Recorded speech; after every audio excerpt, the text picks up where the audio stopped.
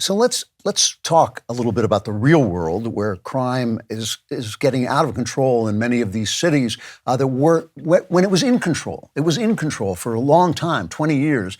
We had we still have low murder rates, but they're just climbing at a rapid rate. You've probably heard that Chesa Boudin, this George Soros liberal prosecutor in San Francisco, was recalled. He was thrown out of office by a vote, I think, of 60%. It was 60% when I last looked at it. They were still counting the vote, 60% in favor of recall. So even in the most left-wing place, this happens a lot. You know, the old saying that a conservative is a liberal who's been mugged by reality. Well, they were mugged by reality. San Francisco is a hellhole. It used to be the most beautiful city in the country. I lived there briefly. It was a beautiful place. It's now unlivable. And, you know, this was happening before Chesa Boudin got there because I researched my Weiss Bishop detective novels in San Francisco, and I sat with the police all day long, and this is in the early 2000s, very early 2000s, and they said they won't let us enforce the law, and we're losing the streets, and the streets they just won't let us bring people in or chase people off. They won't let us do anything. They're protecting the rights of the outsiders, but not the rights of the normal people, and we're going to lose control of the city. They were complaining about it then. So it's not his fault, but he raised it a level by bringing in this George Soros, right, sitting inside his imagination, because he's so rich he doesn't have to deal with anything but his own imagination, with that wonderful sense of moral superiority where he is going to descend upon us and tell us how we should live. And it doesn't matter that San Francisco falls apart, because in George Soros's imagination, it's going great because he's wonderful. What a wonderful, compassionate guy he is. So let's talk about Chesa Boudin. I want to talk about how Chesa Boudin was created in the first place, okay? He's on a Vox special. Now, Chesa Boudin is the son of Kathy Boudin, who was arrested in the 1960s and 70s. She was heavily involved with the terrorist group, the Weather Underground. And in 1970, she and Kathy Wilkerson became fugitives from justice following an explosion of a bomb in Greenwich Village. I remember this. There was a picture of Dustin Hoffman, a young actor at the time, carrying his artwork out of the neighboring brownstone because it almost blew him to kingdom come. 1981, Boudin and several former members of the Weather Underground and the Black Liberation Army robbed a Brinks armored car at the Nanuet Mall in Nanuet, New York. Boudin was the driver of the getaway vehicle, but she acted as a decoy, causing the security guards and a cop to put their weapons aside, and then her accomplices killed them. 3 people were killed. Edward O'Grady, an officer, and Waverly Brown were killed. And there was also a security guard was wounded, Joseph Trombino, and his partner, Peter Page, was also killed. Peter Page was also killed. All right, so that's his mother. And then he was raised by Bill Ayers and Bernadine Dorn. You remember them from the Obama years. They were also Weather Underground terrorists who set off bombs, although I don't think their bombs killed anybody, but they set them off in the Pentagon and other places. And so that's who this guy is, okay? So there's a special about him on Vox. And Vox interviews him and says, look, San Francisco is falling apart. And I want you got to listen really carefully to his answer here. You know, what do you say to people who say you're letting the quality of life go downhill? This is cut 5.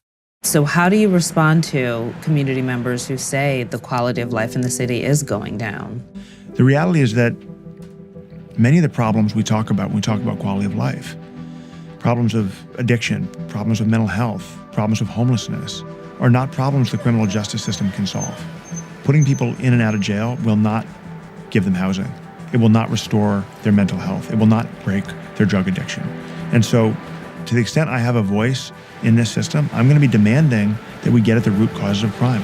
It's Vice. It's not Vice, not Vox. Okay, one or the other. He's asked about the quality of life, and he says, well, you know, the legal system can't handle drug addiction and homelessness and mental illness. But she wasn't asking about the quality of life of the people living on the streets. She was asking about the quality of life of the ordinary majority citizen in San Francisco. She's asking about one thing, and he's answering about another thing. His mind goes immediately to these people. These are the people he thinks he's there to defend, which simply isn't true. A prosecutor is there to uphold the law, but he's there to enforce the law so that ordinary people can go about their lives because, and this is the question leftists never ask, the money, the support, for the city. The city is there because of the people who work for a living, because of the people who pay taxes. All of those people have a right to live a life without being subjected to people crapping on the streets, which they're doing, without having their kids see naked people wandering around, which they see, without seeing people inject themselves in the foot with heroin. All of that stuff is happening. He's not talking about those people. So maybe you say, well, listen, he's being Jesus-like. He's worried about the least of us. He's not worried about the ordinary people, because this is the way the left thinks. They think, oh, we're worried about the poor and the dispossessed. But the poor and the dispossessed, are only part of the picture. The people who run the city, who pay for the city, who work and live and die in the city, those are the people that the city is there for first. If you don't have a city that people want to live in, there's not going to be any taxes paid, there's not going to be any tax base, and then you're not going to have any social services at all, okay? So his mind immediately goes to that. Why? He talks about how his childhood was shaped by having his mother and father put in prison. This is cut 6. It meant for me that my earliest memories are going through steel gates, getting searched by prison guards, just to be able to give my parents a hug. And it also meant that I saw firsthand the horrific failures of this country's addiction to punishment and incarceration. Okay, so he didn't like punishment and incarceration because his mom and dad were behind bars. Very understandable. But now listen to what he says about his philosophy, cut 7. I have something in common with the majority of Americans, and that is that I grew up with family members incarcerated. So I've been thinking about the ways in which the state responded to what my parents did, the ways in which that response failed to meet the real needs of the people who were harmed, and in turn harmed me and others. We can do better. And I ran for district attorney because I want to build a model that does better. Okay. So it didn't serve the needs of the people who were harmed. I assume he means the victims of his mother's crime. 3 people who were killed, 1 who was seriously injured. They never interview the victims. They only live in Chesa Boudin's imagination, which is what he's doing. He's drawing you into his world that was affected by the fact that his mother was a terrorist and a criminal, and he was then raised by terrorists and criminals, and this is who he identifies with. When he's asked about quality of life, he immediately goes to the quality of life of the criminals instead of the ordinary people. George Soros too, because he's living in his imagination without any consequences for what happens when you stop paying attention to the norms, to the fact that people have to work and pay taxes and build a city and have a place where they can live and take their kids, or they're not going to live in that city anymore, and it's not going to matter what you want to do because you're not going to have the money to do it. You're not going to have the reason to do it. The city is just going to become a hellhole, as San Francisco has become. So let's think about that. I thought, well, how did the victims feel about these crimes? Were they served by incarceration? Because he's saying because he didn't like it, he's saying it didn't serve the people who were harmed. It was hard. It took me hours to track down quotes from the victims. I was thinking of calling them. I didn't want to bother them at this point, and I'm not that sort of journalist anymore. But still, I was thinking maybe I'm going to have to call them. But finally, I found some stuff in the New York Post. Right, I talked about the fact that officers Edward O'Grady and Waverly Brown were killed. Joseph Trombino was wounded. Peter Page was killed. 9 children were orphaned by what this guy's mother did, right? 9 children were orphaned. At one point, Kathy Boudin, who ultimately did get parole because she made a plea deal, so she got parole in 2003, but at one point she was denied parole when she tried to get it early. This is what O'Grady's widow, Diane, said. When Kathy Boudin failed to get parole, she said, "I was scared, but justice prevailed. She played a very pivotal part in that crime. 9 children were left without their fathers. We want her to serve life." Okay? We want her to serve life. So incarceration, in fact, did serve the people who were harmed. Michael Page, an attorney whose father Peter was killed protecting the Brinks armored car during the robbery. He was 16 at the time. He said, "The pain and emotion never go away. October 20th is the hardest day of the year for my family. Coming here lets us know we're not alone, and the 3 men's sacrifices were not in vain." And by the way, Andrew Cuomo, before leaving office, helped Kathy Boudin's husband, David Gilbert, get out of prison, okay?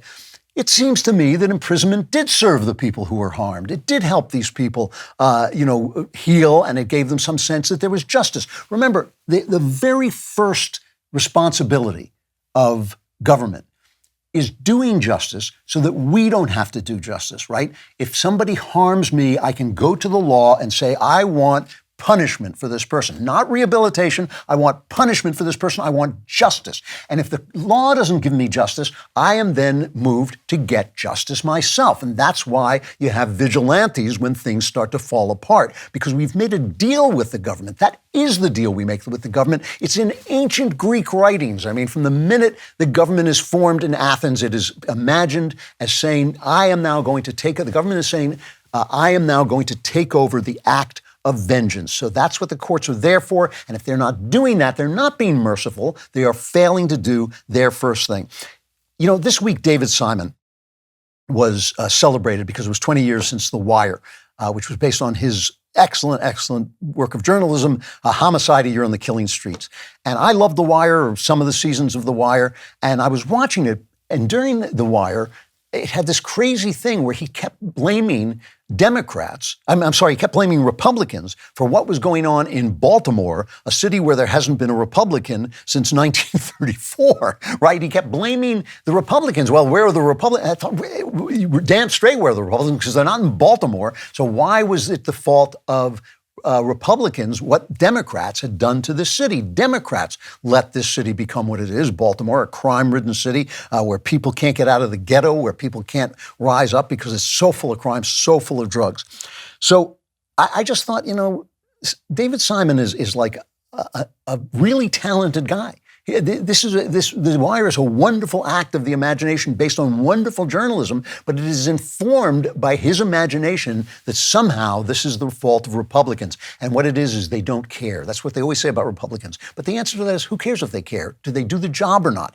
Do they do the job? Do they keep crime low? Do they let people live? Do they create neighborhoods that little kids can grow up in instead of getting shot in like they're shot in Chicago and Baltimore? Do they create a place where people can move up into the American system?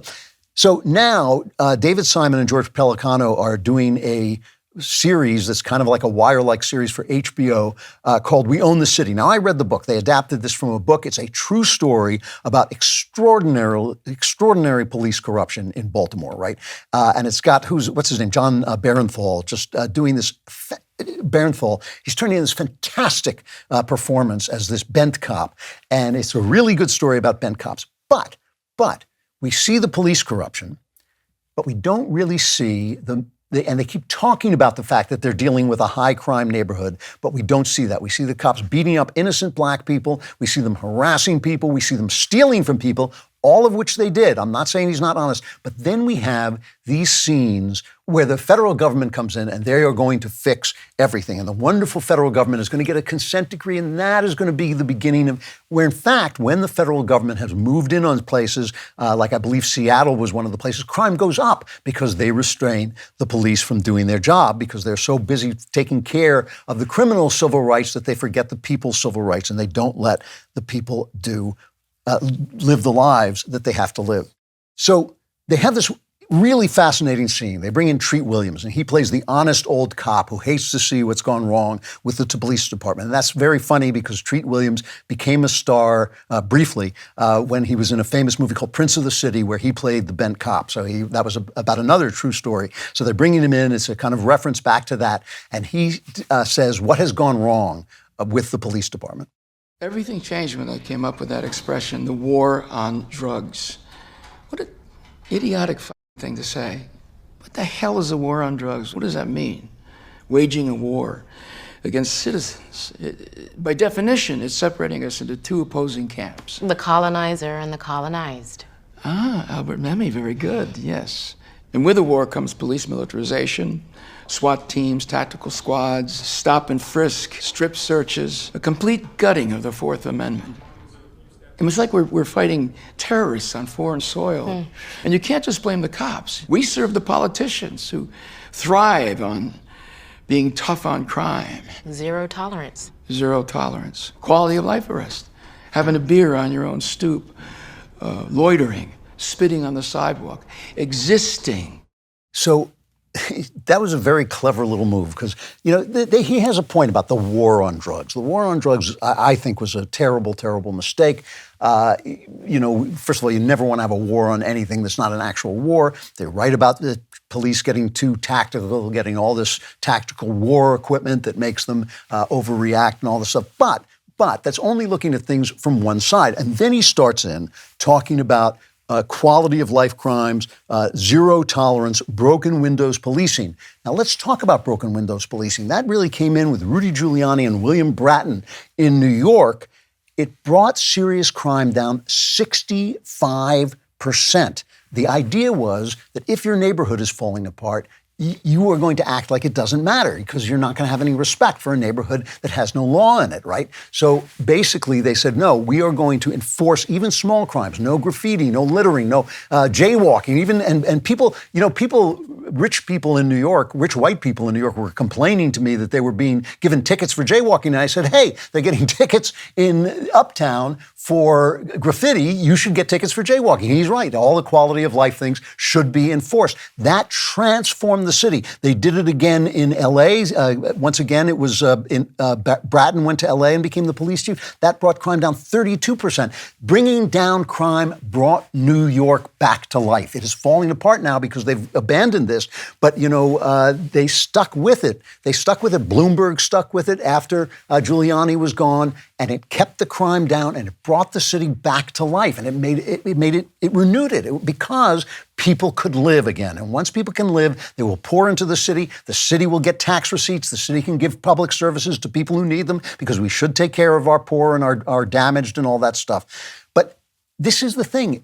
David Simon is living in his imagination and sucking you into his imagination, but the facts are all against him. So he feels great about himself. He feels great about the good job he's doing. George Pelicano, a terrific crime writer, writes this stuff for him.